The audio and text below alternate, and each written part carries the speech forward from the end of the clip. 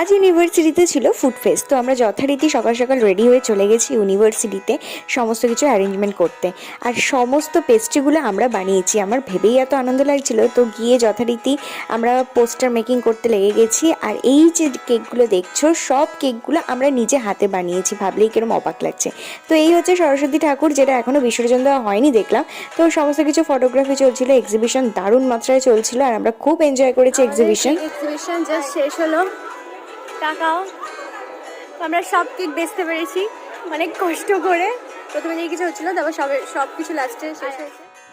রাগিনি, জিতে গেছি ভাই, হয়ে গেছে সেল। আমরা 5টা কেক বানিয়েছিলাম, একটা theme cake, mango, chocolate, butterscotch.